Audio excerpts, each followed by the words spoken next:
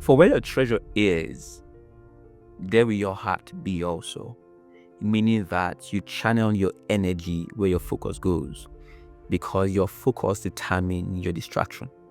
So if you know what you're focusing on, you can determine your distraction. So Jesus knew that his focus was to be in humanity.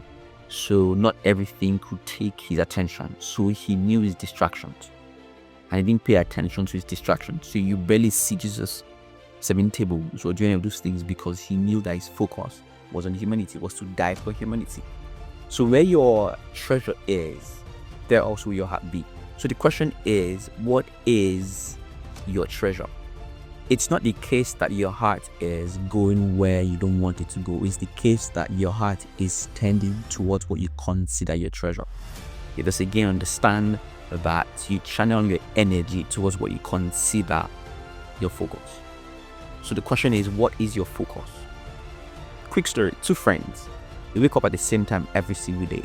And the one at 5 a.m. maybe goes to gym, is healthy and builds his muscles. And the other is trying to scale business. At the end of 6 months, or at the end of a year, the one who's trying to build his muscle, who's very healthy, builds his muscle and probably who became a gym instructor. The other started a business and did scale his business. Both are successful.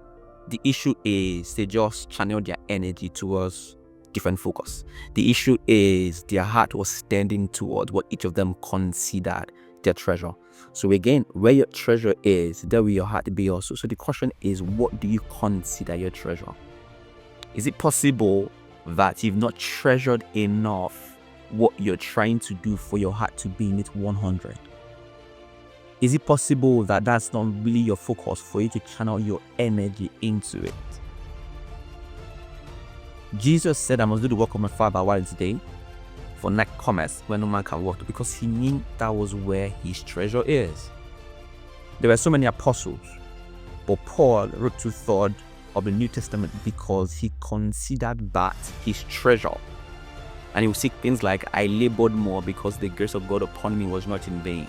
He labored more because he considered that his treasure. So his heart was always tending towards that. So again, it's not the case that your heart is tending towards what you don't want or is tending towards something abstract. It's the case that your heart is tending towards what you treasure. The heart doesn't it doesn't tend by itself. Meaning the heart doesn't have a mind of its own. It tends towards what you consider what treasure. For where your treasure is, there your heart will be. And that's why the following verse says, the light of the body is the eye. If therefore thine eye be single, thy whole body shall be full of light. Meaning that what your eye considers single, again being the treasure, that's where you channel your energy to. So the question is, what do you consider?